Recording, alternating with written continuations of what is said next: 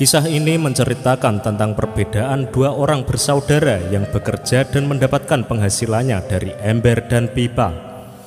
Mungkin Anda tidak asing lagi dengan kisah ini. Ya, Pippo dan Embro.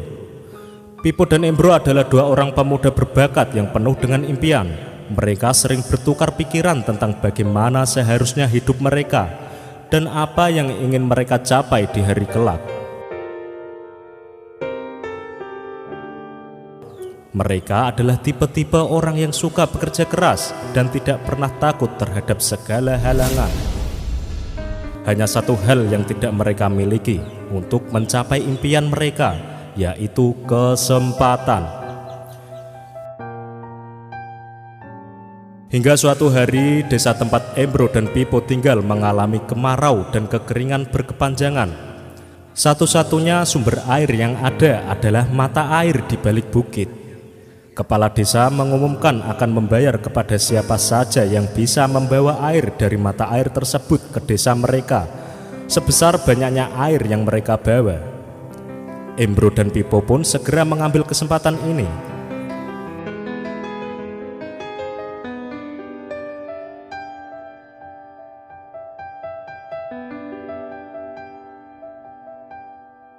Oke, intinya pada kisah ini adalah ketika Pippo menyadari ada batas bagi setiap manusia, di mana usianya semakin bertambah, tenaga melemah, dan kesehatan mungkin berkurang. Sehingga ia berpikir, bagaimana air itu bisa mengalir dari bukit ke desa tanpa ia harus memikul ember setiap hari. Dan Pippo memutuskan untuk membangun saluran pipa agar dapat mengalirkan airnya. Butuh perjuangan yang ekstra untuk membangun saluran pipa itu. Sedangkan Embro tetap mengusungi ember, bahkan dia memperbesar ukuran embernya. Karena Embro berpikir bahwa ide Pippo untuk membangun saluran pipa dari bukit ke desa adalah sesuatu yang gila. Embro pun juga terus dengan ember-embernya, tetapi lambat laun dia mulai merasa jenuh. Garis-garis kelelahan juga semakin terlihat di wajahnya. Kemampuan membawa embernya juga sudah tidak seperti waktu pertama dia memulai usaha ini. Hari itu, Pippo menyelesaikan pipanya. Air mengalir dengan derasnya dari mata air ke desa, dan seluruh warga yang dulu mencemooh Pippo melihat bagaimana itu ternyata bukanlah sebuah ide gila. Mereka pun berbondong-bondong membeli air dari pipa Pippo. Pippo begitu gembira. Betapa tidak, kerja kerasnya selama sekian tahun terbayar. Sekarang dia tidak perlu lagi susah payah harus membawa ember ke mata air. Saat dia sedang istirahat, sedang bersantai, bahkan berlibur sekalipun, air-air tersebut akan terus mengalir ke desanya. Dan itu juga berarti rezeki akan terus mengalir ke pundi-pundinya. Itulah sedikit kisahnya. Ember bisa diinterpretasi sebagai karyawan dan pipa sebagai simbol bagi orang yang membangun sistem. Dalam kehidupan ada baiknya kita belajar bagaimana menjadi seseorang yang bisa membangun sistem yang bisa menghasilkan uang. Memang pada awalnya harus berusaha bekerja keras untuk membangun sistem ini. Namun ketika ini sudah berjalan, kita akan menikmati hasilnya. Ada beberapa pelajaran hidup yang bisa kita ambil dari cerita ini, di mana sebuah pelajaran hidup yang berharga agar kita mampu lebih bijak dalam mensikapi hidup ini. Dari cerita Pippo dan Embro kita bisa memetik beberapa pembelajaran, yaitu kerja keras pasti akan membuahkan hasil, tapi kerja keras ditambah kerja cerdas akan menjamin hidup kita bahkan sampai tua. Kerja cerdas yang dimaksud adalah mencoba menuangkan ide sendiri dan menjalankannya. Eksekusi tanpa mimpi itu sia-sia. Mimpi tanpa eksekusi itu bencana. Mungkin tidak persis seperti Pippo. Mungkin kita harus mencoba 2, 3, bahkan 5 kali sampai berhasil. Semakin banyak kita gagal, semakin dekat kita dengan keberhasilan. Yang penting, kita jalankan ide kita dan berani keluar dari zona nyaman. Yang kedua adalah faktor daya ungkit atau faktor kali. Contoh faktor kali yang dilakukan oleh Pippo adalah membuat pipa sehingga jumlah air yang bisa ia peroleh berkali-kali lipat lebih banyak dan lebih cepat. Dalam dunia nyata, contoh faktor kali, kita mempunyai 5 cabang, 5 toko, 50 reseller, 5 ruko yang disewakan, dan terus semakin banyak.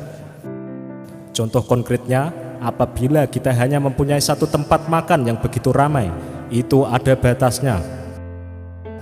Orang yang makan mungkin adalah orang yang bertempat tinggal di dekat tempat makan, dan lainnya hanya sesekali saja. Sumber daya dan luasnya tempat pun terbatas. Apabila maksimal 200 mangkok dengan keuntungan 10.000 per mangkok, maka maksimal dapat 2 juta per hari atau 60 juta per bulan. Akan tetapi semakin banyak daya ungkitnya, cabang tempat makan, semakin banyak penghasilan yang bisa kita peroleh. Katakanlah kita punya 5 cabang. Cabang utama menghasilkan 60 juta per bulan. Cabang lainnya mungkin hanya mendapatkan setengah, tapi secara total berarti bisa mendapatkan 60 juta. Tambah 4 cabang kali 30 juta sama dengan 180 juta.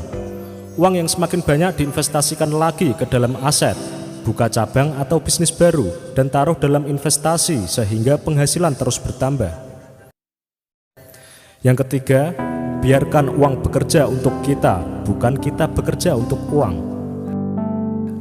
Pipo menunjukkan pada kita bagaimana rasanya dibayar tanpa harus hadir secara fisik. Pipo menjadi pengendali uang dan bukan sebaliknya. Embro baru memperoleh penghasilan apabila ia hadir secara fisik, sementara waktu memiliki keterbatasan. Trading for hours. Sampai suatu saat, Embro memiliki batasnya dan tidak bisa lebih lagi. Ketika ia mulai tua dan sakit-sakitan, maka kita berhenti bekerja dan uang pun berhenti kita peroleh. Tidak nekat sampai-sampai meninggalkan pekerjaan yang kita punya sekarang. Padahal itu adalah sumber penghasilan yang pasti saat ini. Sama seperti Pipo, ia menjalankan idenya sambil tetap bekerja. Uang dari pekerjaannya sedikit disisakan untuk menjadi modal pembuatan pipa. Setelah saluran pipa jadi dan menghasilkan, ia tidak perlu lagi bekerja keras seperti dahulu, tetap bekerja untuk memperoleh penghasilan sambil memulai menyebar benih. James Gui, salah satu motivator terbaik Indonesia, berkata, apabila ide itu baik adanya, maka sekitar 2-3 tahun seharusnya hasil dari ide itu sudah mulai terlihat dan mungkin menghasilkan hasil yang mirip dengan pekerjaan yang dilakukan. Sekitar 5 tahun, ide yang dijalankan tersebut sudah menghasilkan lebih lagi, mungkin 2-3 kali lipat, mungkin 20 kali lipat. So, semakin cepat kita jalankan, tentu semakin baik. Kita mempunyai kesempatan gagal lebih banyak dan kita bisa lebih cepat untuk pensiun dari pekerjaan kita. Jadi sobat, dapat disimpulkan bahwa cobalah untuk mengubah paradigma kita dalam mendapatkan penghasilan.